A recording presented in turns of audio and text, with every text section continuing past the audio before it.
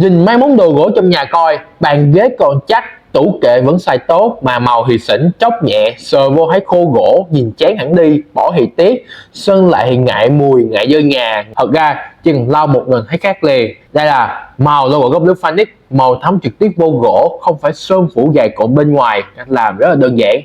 Chà nhám nhẹ cho sạch đất cũ, lá khăn sạch, thấm Phoenix, lau theo chiều vân gỗ, lau tới đâu là mới tới đó.